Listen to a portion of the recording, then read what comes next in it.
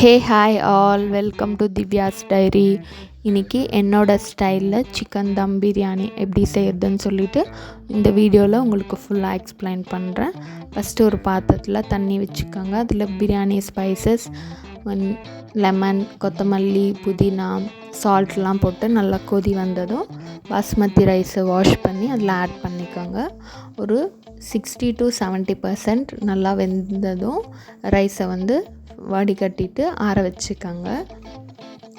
அப்புறம் ஒரு பாத்திரத்தில் கொஞ்சமாக ஆயில், பிரியாணி ஸ்பைசஸ், பட்டை, கிராம்பு, ஏலக்காய் எல்லாம் சேர்த்துட்டு முந்திரி, அப்புறம் 2 பச்சை மிளகாய் போட்டு நல்லா வதக்கிட்டு நீட்டாக கட் பண்ணி வச்சுருக்கோம். ஒரு 5-6 வெங்காயம் போட்டு நல்லா ப்ரௌன் கலர் ஆகிற வரையும் நல்லா வதக்கிட்டு கொத்தமல்லி, புதினா அதையும் வாஷ் பண்ணி ஆட் பண்ணிவிட்டு நல்லா பச்சை வாசனை போனதும் ஒரு டேபிள் ஸ்பூன் இஞ்சி பூண்டு பேஸ்ட் போட்டு நல்லா வதக்கிட்டு ஒரு 5-6 தக்காளி நீட்டாக கட் பண்ணி அதையும் ஆட் பண்ணிக்கோங்க.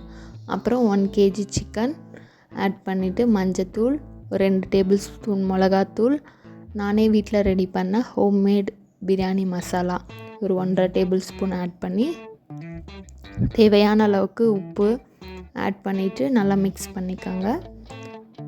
ஒரு லெமன் ஜூஸ் ஃபுல்லாக ஆட் பண்ணிவிட்டு ஒரு 1/2 கப் கேர்டு ஆட் பண்ணிவிட்டு நல்லா மிக்ஸ் பண்ணி விட்டுடுங்க. நல்லா மிக்ஸ் பண்ணி விட்டுட்டு மூடி போட்டு ஒரு 5-10 மினிட்ஸ் நல்லா சிக்கன் நல்லா வெந்து வரட்டும். நல்லா வெந்து வந்ததும் ஓப்பன் பண்ணிவிட்டு நல்லா கலரி விட்டுட்டு, நம்ம சிக்கன் தம் பிரியாணி செய்கிறதால தம் போடணும். ஸோ அதனால் பாதி கிரேவி நம்ம பாத்திரத்தில் எடுத்து தனியாக வச்சுக்கலாம். தனியாக வச்சுட்டு நம்ம வடித்து வச்சுருக்க பாஸ்மதி ரைஸை லேயர் போட்டுக்கலாம். ஃபஸ்ட்டு ஒரு லேயர் அடியில் கிரேவி இருக்கட்டும். அப்புறமா ஒரு லேயர் ரைஸ் ஆட் பண்ணிக்கோங்க. ரைஸ் ஆட் பண்ணிவிட்டு அப்புறமா கொஞ்சமாக கிரேவி ஆட் பண்ணுங்கள். மறுபடியும் ஒரு லேயர் ரைஸ் ஆட் பண்ணிக்கோங்க. மறுபடியும் கிரேவி ஆட் பண்ணி அந்த மாதிரி லேயர்ஸ் போட்டுட்டு நான் கொஞ்சமாக ஆனியன் ரோஸ்ட் பண்ணி வச்சுருக்கேன்.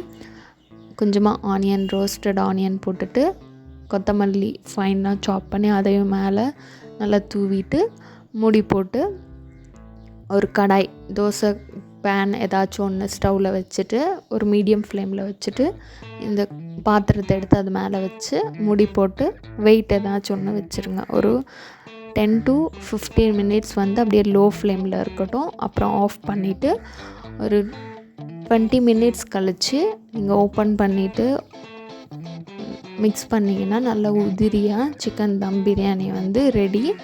நல்லா டேஸ்ட்டாக நல்லா வந்தது. நான் வீட்டில் ரெடி பண்ண ஹோம்மேட் பிரியாணி மசாலா ரெசிபி உங்களுக்கு வேணும்னா எனக்கு கமெண்ட்டில் சொல்லுங்கள்.